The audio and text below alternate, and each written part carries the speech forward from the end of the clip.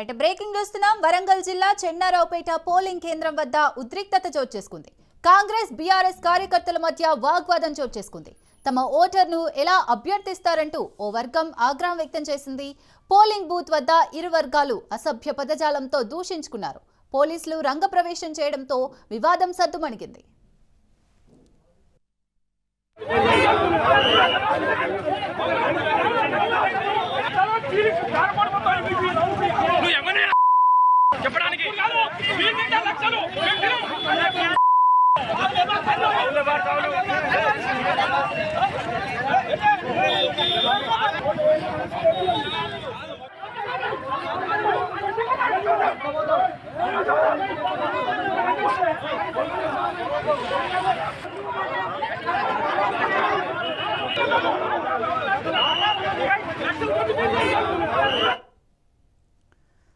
వరంగల్ జిల్లా చెన్నారావుపేట పోలింగ్ కేంద్రం వద్ద ఉద్రిక్తత చోటు చేసుకుంది. కాంగ్రెస్ బీఆర్ఎస్ కార్యకర్తల మధ్య వాగ్వాదం చోటు చేసుకుంది.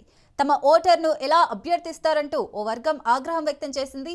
పోలింగ్ బూత్ వద్ద ఇరు వర్గాలు అసభ్య పదజాలంతో దూషించుకున్నారు. పోలీసులు రంగప్రవేశం చేయడంతో వివాదం సద్దుమణిగింది. రైట్, ఇక ఈ వివాదానికి సంబంధించి మరిన్ని డీటెయిల్స్ మా ప్రతినిధి చంద్రశేఖర్ అందిస్తారు. చంద్రశేఖర్. శిరీష గారు, మూడో విడత ఎన్నికలు ఈ రోజుతో ముగియనున్న నేపథ్యంలో ఇటు వరంగల్ జిల్లాలో కొన్ని ప్లేస్ లో కొంత సమస్యాత్మక ప్రదేశాలు గుర్తించడం జరిగింది. ఈ నేపథ్యంలోనే అక్కడ పోలీసుల బందోబస్తు కూడా భారీగా ఏర్పాటు చేశారు. కొంత ప్రశాంతతగా ఎన్నికలు నిర్వహించే విధంగా అధికార యంత్రాంగం అయితే ఒక పక్క ముందుకు వెళ్తున్న క్రమంలో ఈ వరంగల్ జిల్లా చెన్నారావుపేటలోని పోలింగ్ కేంద్రం వద్ద కాంగ్రెస్ బీఆర్ఎస్ నేతల మధ్య తీవ్ర వాగ్వాదం చోటు చేసుకుంది. కొంతమంది వచ్చి మా కాంగ్రెస్ పార్టీ అభ్యర్థి, మా పార్టీ అభ్యర్థికి ఓటు వేయాలని అక్కడ ఉన్న ఓటర్లని ఓటింగ్ కేంద్రాల వద్ద అడగడం జరిగింది. ఈ నేపథ్యంలో ఉన్న మరొక పార్టీకి చెందిన వ్యక్తులు, మా పార్టీకి చెందిన వ్యక్తులు మీరు ఎట్లా అడుగుతారో అది ఓటింగ్ కేంద్రాల వద్ద మీరు ఓటు వేయమని ఏ విధంగా మీరు ప్రభావితం చేస్తారు ఓటర్లు అనే విషయంలో కొంత తీవ్ర వాగ్వాదం చోటు చేసుకుంది. ఈ నేపథ్యంలో తీవ్ర వాగ్వాదంతో పాటు భారీగా ఇరు పార్టీలకు చెందిన కార్యకర్తలు పోగొట్టడంతో పోలీసులు రంగ ప్రవేశం చేసి కొంత ఇరు వర్గాలతో మాట్లాడి కొంత సద్దుమణిగే విధంగా చేశారు. ప్రస్తుతం ఆ పోలీసులు ఎంటర్ అవడంతో మొత్తం ఇరు వర్గాలు కూడా శాంతింపజేశారు. ప్రస్తుతం సమస్య సద్దుమణిగిందని చెప్పుకోవచ్చు. Srisagar. Right, thank you Chandrasekhar.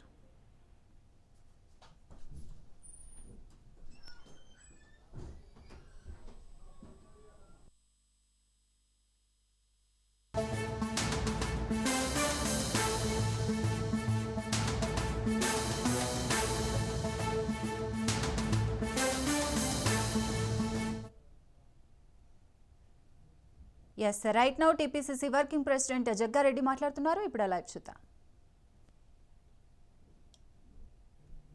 ఈ దేశ ప్రజలు మహాత్మా గాంధీ గారి నాయకత్వంలో ప్రధానమంత్రి అయిన తర్వాత ఇమీడియట్లీ ఆయన ఎన్నికల ప్రక్రియ రాజ్యాంగ పద్ధతిలో, బిఆర్ అంబేద్కర్ రాజ్యాంగ పద్ధతిలో ఎన్నికలు, ఓట్లు ఎన్నికలు, పాలన, పరిపాలన, పార్లమెంటు, ఇది వ్యవస్థ.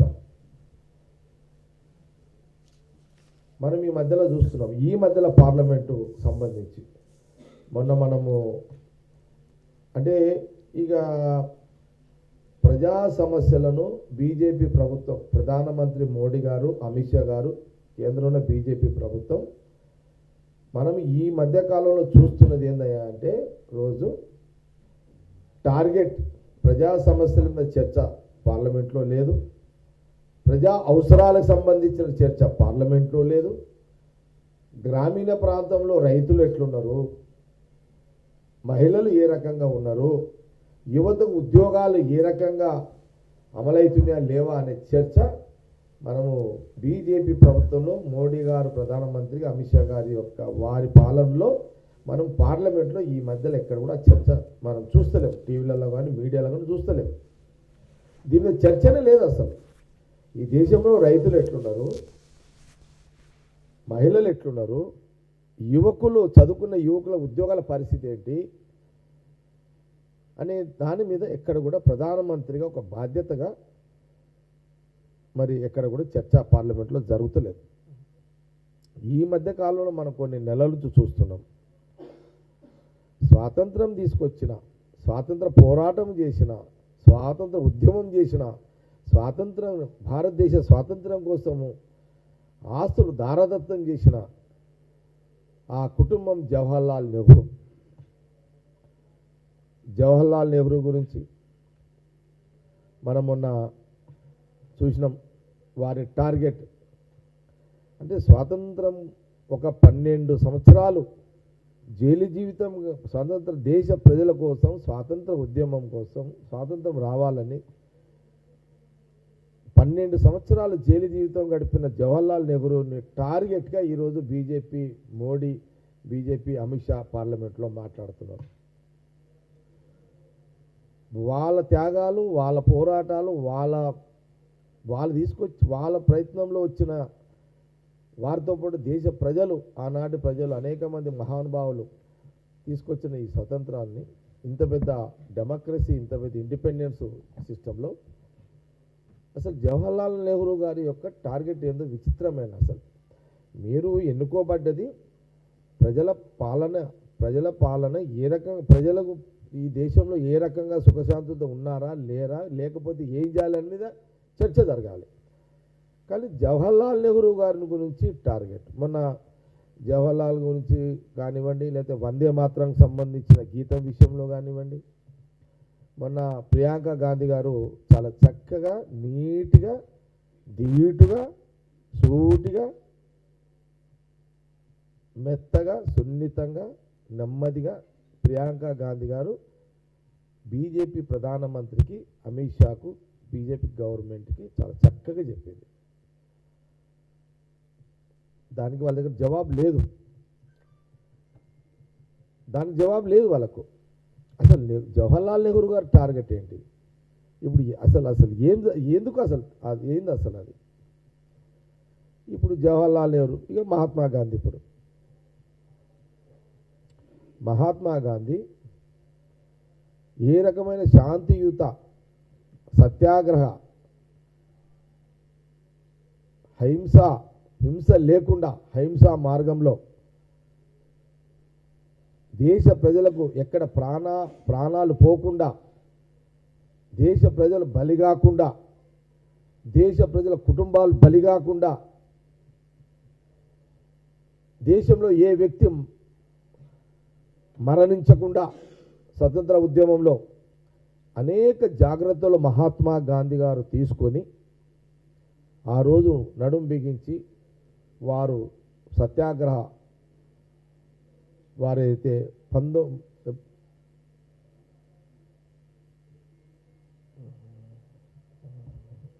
వారు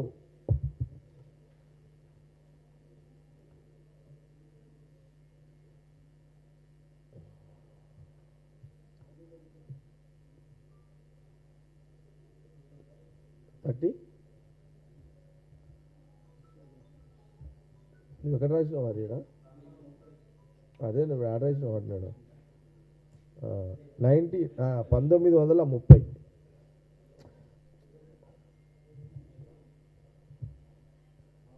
అప్పుడు మనం పుట్టలేం కాబట్టి కొంత కన్ఫ్యూజ్ అవుతుంటా, డేట్లు చూసుకొని చెప్పాలి కదా. పుడితేనేమో తక్కువ అని తెలుస్తుంది మనకంత. అప్పుడు నేను పుట్టలేదు, మోడీ పుట్టలేదు. అప్పుడు మోడీ పుట్టిండా అప్పుడు? అమిత్ షా కూడా పుట్టిండు అప్పుడేమన్నా? 1930లో పుట్టిరా వీళ్ళెవరు? 1930లో ఎవరు పుట్టిరు అసలు?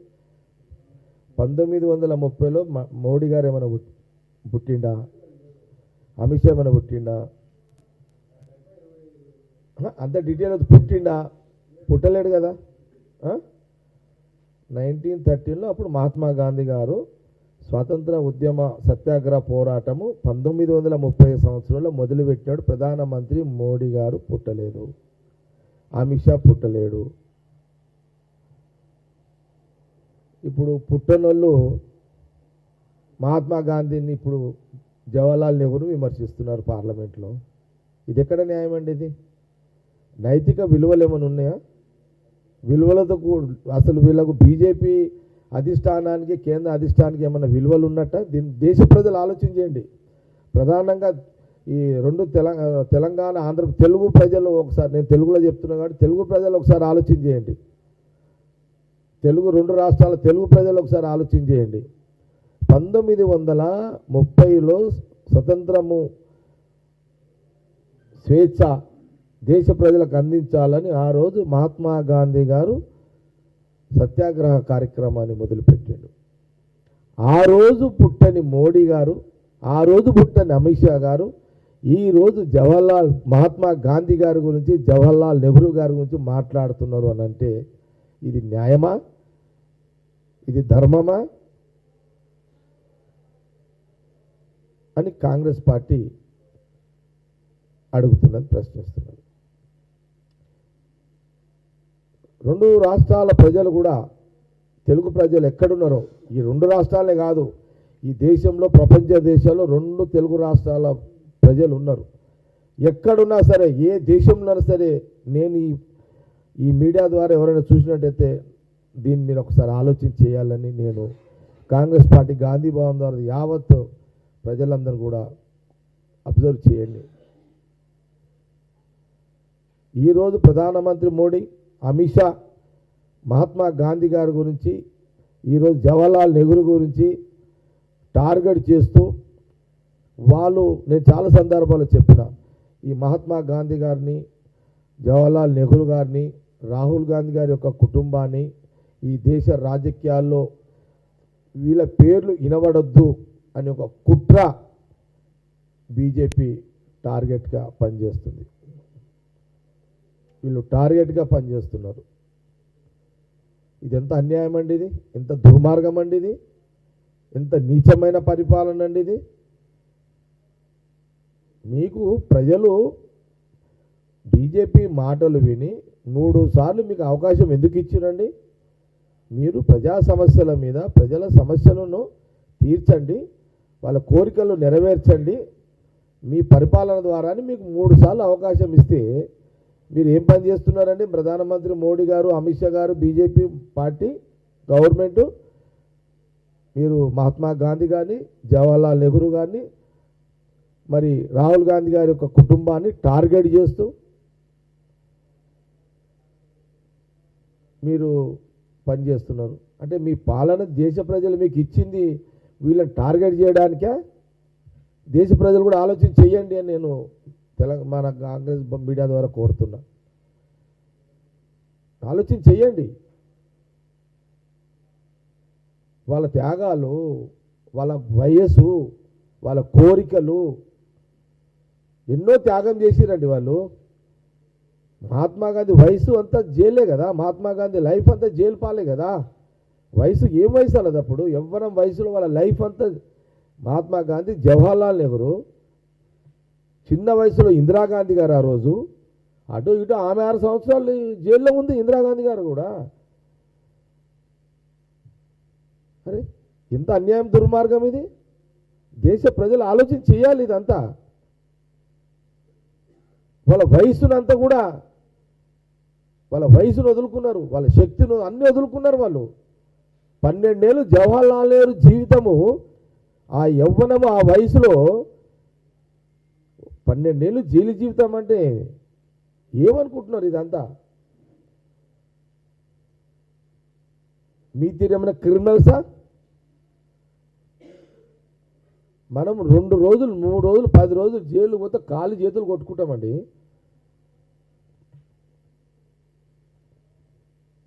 వకీళ్ళ మీద వకీళ్ళని పెడతాం, లక్షల రూపాయలు వకీళ్ళకి పెట్టి మనం కొట్లాడతాం. ఆడ నేనున్నా ఇంకెవరున్నా సరే 10 రోజులుగా కాళ్ళు చేతులు కొట్టుకుంటాం తెలుసా. ఒక్కరోజు 2 రోజులు జైలు అనగానే కాళ్ళు చేతులు వంకుతాయి ఒక్కొక్కరిని. ఆడ ఎంత పెద్దోడు ఉన్నాడు నేను. అరే మహాత్మా గాంధీ, జవహర్లాల్ నెహ్రూ, ఇందిరాగాంధీ గారు, రాహుల్ గాంధీ గారి కుటుంబము, వాళ్ళు ఇంత పెద్ద త్యాగాలు చేసిన కుటుంబము ఈరోజు మీ కడుపు నిండా మీరు ఈరోజు రాజకీయమైన పాలన ఈ డెమోక్రసీలో చేస్తున్నారంటే, ఇంత స్వేచ్ఛమైన పరిపాలన మీరు చేస్తున్నారంటే, 3 సార్లు ప్రధానమంత్రి అయినామంటే కారణం ఎవరు? ఆనాటి మహాత్మా గాంధీ, జవహర్లాల్ నెహ్రూ, రాహుల్ గాంధీ గారి కుటుంబమే. అంబేద్కర్ యొక్క రాజ్యాంగం పద్ధతి ప్రకారం.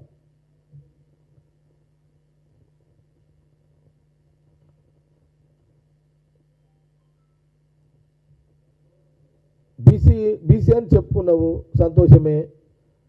ఒక బీసీ ప్రధానమంత్రి అయిందంటే అది ఒక రాజ్యాంగం, అంబేద్కర్ ఇచ్చిన రాజ్యాంగమే కదా.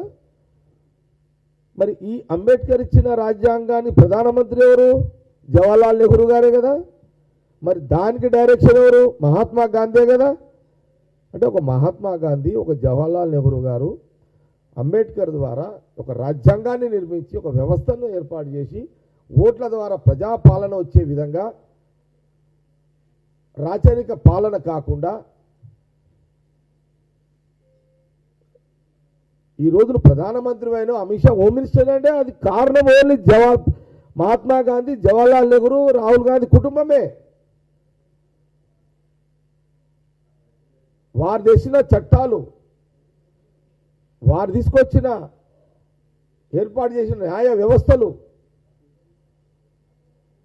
ఈరోజు మీరు అంత వంట వండి పెట్టింది ఎవరు? వంట అంతా రెడీ చేసి పెట్టింది ఆనాటి మహాత్మా గాంధీ, జవహర్లాల్ నెహ్రూ, ఇందిరాగాంధీ గారు, వారి కుటుంబం. ఇదని చరిత్ర కదా ఇది. ఇదొకసారి ఈ వీడియో చూస్తున్న ప్రజలందరూ ఆలోచన చేయండి. అవునండి, 1930లో 1930 సంవత్సరంలో మహాత్మా గాంధీ గారు ఏమన్నారు? సత్యాగ్రహం మొదలైన తర్వాత వారు అన్న మాట, రఘుపతి రాఘవ రాజారాం పతిత పావన సీతారాం. మహాత్మా గాంధీ గారు సత్యాగ్రహం కార్యక్రమంలో ఆయన మొదటి ఏంది? శ్రీరాముడు, సీతారాముడు. వారు అన్న మాట ఇది. మహాత్మా గాంధీ గారు, జవహర్లాల్ నెహ్రూ గారు, ఆ రోజు మహాత్మా గాంధీ గారు అంటే రఘుపతి రాఘవ రాజారాం పతిత పావన సీతారాం అంటే సీతారాముల యొక్క ఆదర్శాల పద్ధతిలో, ఆదర్శాలతో కూడుకున్న ఒక వ్యవహారమైన శాంతియుత మార్గంలో సత్యాగ్రహం వారు స్టార్ట్ చేశారు.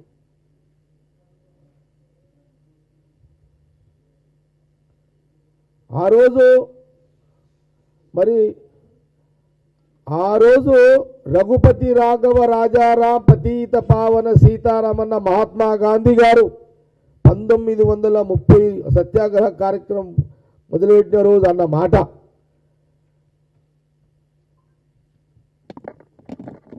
మరి ఆ రోజు మోడీ గారు పుట్టలే. ఆ రోజు అంటే మహాత్మా గాంధీ గారు రఘుపతి రాఘవ రాజారాం అన్న 1930లో అన్న ఒక మాట ఆ రోజు మోడీ గారు పుట్టలే, అమిత్ షా గారు పుట్టలే. వాళ్ళే పుట్టలేరు. ఆ బీజేపీ లేదు అప్పుడు, ఆర్ఎస్ఎస్ కూడా లేదు అప్పుడు. ఉందా అప్పుడేమన్నా? ఆర్ఎస్ఎస్ ఉందా 1930లో? 30లో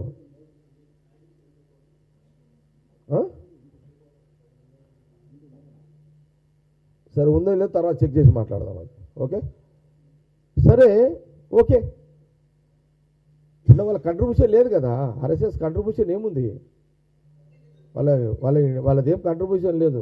తిరుపాలి ప్లీజ్ జరా ఇటు పో. తిరుపాలి ఇట్లా పో. తిరుపాలి ఇటు నుంచి పో. ఏం అర్జెంట్ ఉంటే తిరుపాలి ఫోన్లో.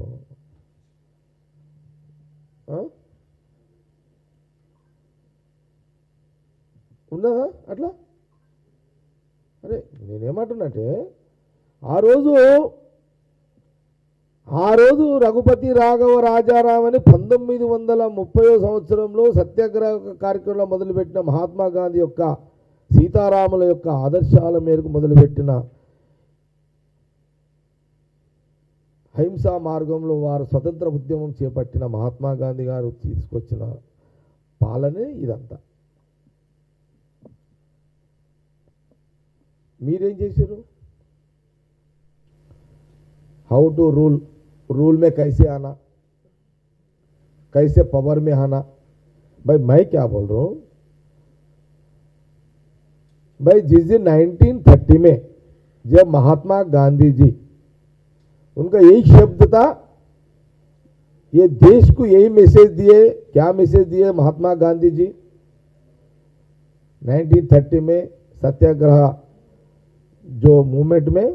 रघुपति राघव राजा राम पतित पावन सीताराम, सीताराम भगवान की जो आदर्श है वही नाम पे उस दिन उनका आवाज था देश की जनता के लिए। भाई जब तो प्रधानमंत्री मोदी जी दरगट है, प्रधानमंत्री मोदी जी पैदा नहीं हुआ, अमित शाह भी पैदा नहीं हुआ, बीजेपी तो बात ही नहीं हुआ, उसका वर्डिंग ही नहीं है, आरएसएस को कोई कंट्रीब्यूशन नहीं है।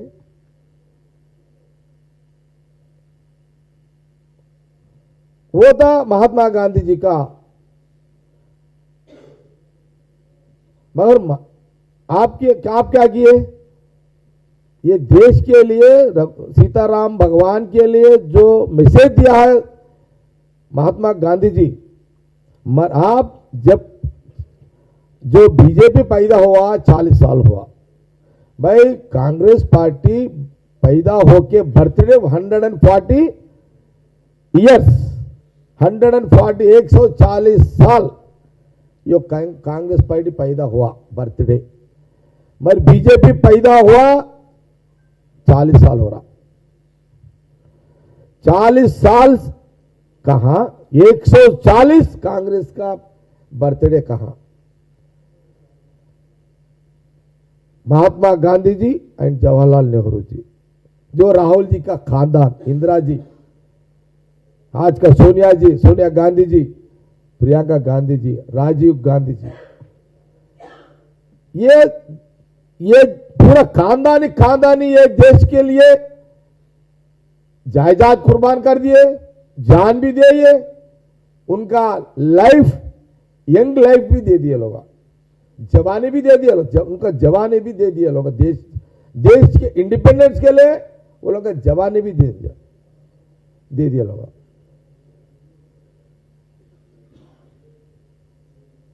इतना कुर्बानी करके, इतना सैक्रिफाइस का जो था महात्मा गांधी से लेके आज तक राहुल जी का जो खानदानी इतना कुर्बानी है।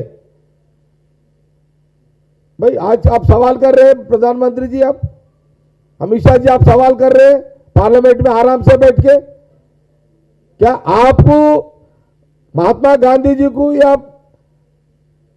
नेहरू जी को, राहुल जी खानदान को टारगेट बनाने के लिए आपको प्रधानमंत्री बनाया क्या? देश की जनता, ये देश की जनता आपको प्रधानमंत्री बनने का वजह यह था भाई गरीबों को क्या कैसे जी रहे, आज का देश का जनता कैसे क्या हाल है, फाइनेंशियल क्या गांवों में क्या चल रहा, अर्बन में क्या चल रहा, वो लोगों का लाइफ कैसा चल रहा। आप देश की जनता देखभाल करने के लिए पार्लियामेंट बात करना, देश की जनता के लिए देखभाल के लिए पार्लियामेंट में बात करना, मगर आपका पार्लियामेंट क्या चल रहा, जो यहां देश की इंडिपेंडेंस लाए हैं महात्मा गांधी, जवाहरलाल, राहुल जी का खानदान के लिए टारगेट बना के आप लोग पार्लियामेंट चला रहे, ये शर्म की बात है। ये तो भाई ये देश की जनता भी सोचना, ये देश की जनता ये सोचना भाई हम वोट बीजेपी को डाले, भाई आपको 3 बार आपको मौका दिया पार्लियामेंट में, आपको प्राइम मिनिस्टर के लिए, हमारा जनता के लिए हम लोग क्या बात कर रहे, क्या सोच रहे, वो बात जनता भी सोचना। मैं ये जनता से ये सवाल कर रहा हूं, आप भी सोचो एक बात, देश की जनता से मैं ये बात पूछना चाह रहा हूं, भाई देश की जनता को मेरा ये बात है, आपके सामने ये बात रख रहा हूं, आप वोट डाले बीजेपी को, मोदी को, अमित शाह को, क्या जवाहरलाल नेहरू, महात्मा गांधी, राहुल गांधी को टारगेट बना के आप क्या रूल करो बोल के उन लोगों को पावर दिया क्या? ये भी देश की जनता भी एक बार सोचना चाहिए।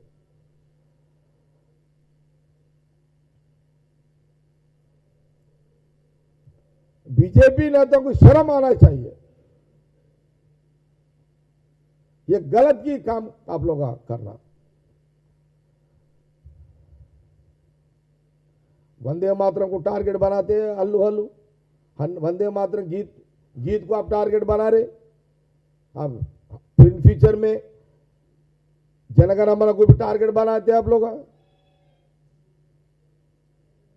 भाई एक मेरा एक समझ में आ रहा, मैं एक डाउट आ रहा मेरे को, ये बीजेपी आरएस का यही डिजाइन है, महात्मा गांधी देश की हिस्ट्री में दिखना नहीं, जवाहरलाल नेहरू देश की हिस्ट्री में नहीं रहना, इंदिरा गांधी जी का देश में हिस्ट्री में नहीं रहना, राजीव गांधी जी का देश में हिस्ट्री में नहीं रहना, सोनिया गांधी जी का ये हिस्ट्री में नहीं रहना, और राहुल गांधी जी का, प्रियंका गांधी के ये देश में वो लोगों का हिस्ट्री में नहीं रहना, वही है, वही टारगेट है बीजेपी का, बीजेपी आरएसएस प्रधानमंत्री मोदी अमित शाह का।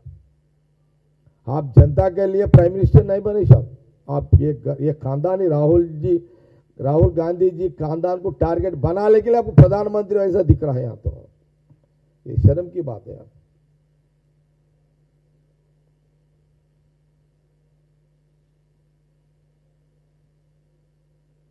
भाई ये देश की जनता सोचो। और एक बात, मैं एक सवाल,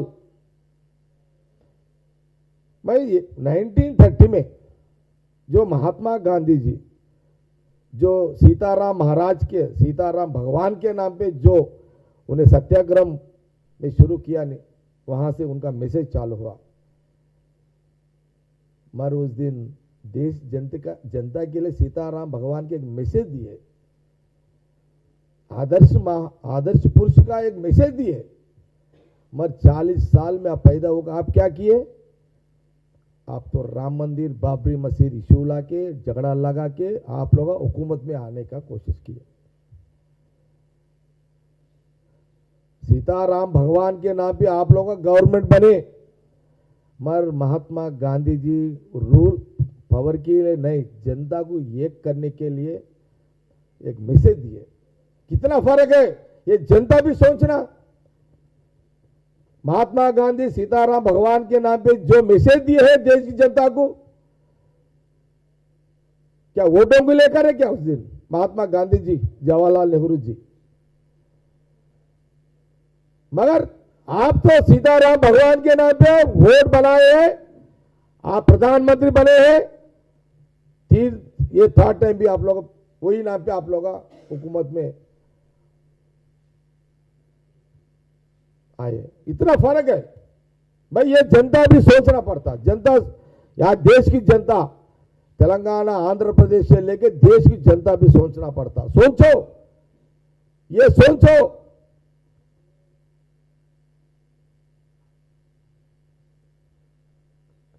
अब पार्लियामेंट में क्या महात्मा गांधी जवाहरलाल नेहरू का हिस्ट्री मिटाने के लिए पार्लियामेंट चल रहा? भाई देश की जनता सोचो।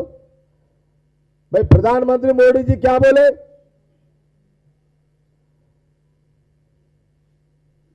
भाई ब्लैक मनी, विदेशों में जो ब्लैक मनी है वो ब्लैक मनी लाएंगे देश को, हर एक गांव को, ये देश में जितने भी गरीब लोग आए, गरीब लोगों के अकाउंट में 15 लाख रुपए, हर एक गरीब के अकाउंट में 15 लाख रुपए डालेंगे। ये प्रधानमंत्री का आवाज था। मैं जनता से ये अपने सामने रख रहा हूं, आप 15 लाख हर एक गरीब को मोदी प्रधानमंत्री दे तो बोले, 3 बार हमको प्रधानमंत्री बना दिया आपको, मगर आज तक ये पैसे नहीं डाले। ये सोच रहे क्या देश की जनता? नहीं सोचो। इसके लिए पार्लियामेंट में चर्चा नहीं करता प्रधानमंत्री जी एंड अमित शाह जी, कोई चर्चा नहीं है। गरीब का 15 लाख जो गरीब को डालेंगे चल 11 साल हो जा रहा, उसके लिए कोई पार्लियामेंट में चर्चा नहीं है। भाई जनता, आज के प्रधानमंत्री मोदी जी बोले, बीजेपी बोली है भाई हर एक साल 2 करोड़ युवता युवकों को हर एक साल 2 करोड़ जॉब्स, 2 करोड़ संवत्सरा 2 कोట్లు, साल में 2 करोड़ हर एक युवता युवती को हम जॉब का इंतजाम जॉब से दिलाएंगे बोल के मोदी जी बोले। भाई आज का तो 11 साल बोले तो 22 करोड़ साल को 2 करोड़ बोले तो 22 करोड़ आप जो युवतियों के लिए जो जॉब देंगे आपका वादा था, आज तक एक जॉब भी नहीं दिला सके आप। इसके लिए कोई पार्लियामेंट में चर्चा चल रहा क्या? कोई पार्लियामेंट में चर्चा चल रहा क्या 11 साल में? आप तो बीजेपी वालों को आवाज तो रहता नहीं पार्लियामेंट में बात कर, जो राहुल जी कभी बात करेंगे उनका गला स्पीकर साहब उनको तो मौका नहीं देंगे।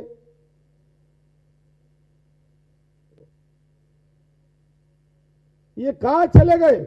जो गरीब का 15 लाख युवती ये बच्चों के लिए जो आप जॉब से देते वो किधर गया? इसके लिए चर्चा ही नहीं पार्लियामेंट में। सिर्फ महात्मा गांधी टारगेट, जवाहरलाल नेहरू जी एंड इंदिरा जी, राजीव गांधी जी, सोनिया गांधी जी, प्रियंका गांधी जी, हमारे नेता राहुल गांधी, यही टारगेट है आपका। ये टारगेट बनाने के लिए आपको प्राइम मिनिस्टर बनाया क्या देश की जनता? भाई देश की जनता ये सोचना पड़ना। हमारा अपील है देश की जनता के लिए, ये कांग्रेस पार्टी गांधी भवन यहां तेलंगाना से मैं अपील कर रहा हूं, ये हमारा अपील है, सोचो। ये देश की जनता प्रधानमंत्री मोदी को, अमित शाह को बनाने में ले क्या एक महात्मा गांधी, राहुल गांधी, जवाहरलाल खानदानी को टारगेट बनाने के ये लोग पावर दिया क्या? आप लोग सोचो एक बार।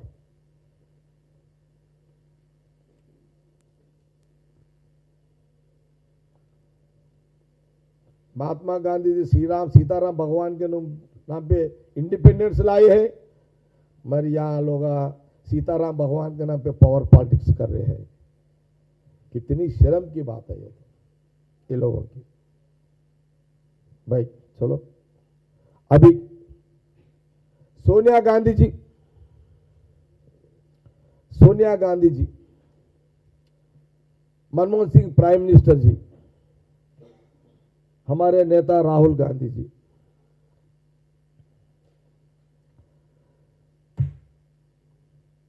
ये देश में जब यूपीए गवर्नमेंट आने के बाद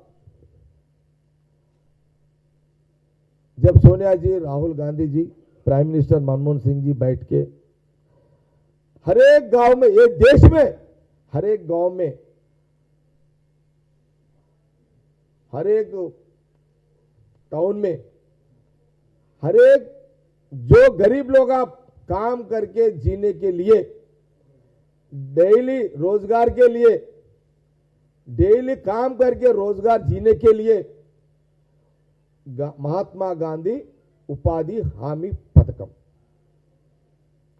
महात्मा गांधी उपाधि हामी पथकम, जो महात्मा गांधी जी आइडियोलॉजिकल था, जो उनका आइडियोलॉजिकल है, वो क्या भाई, ये देश को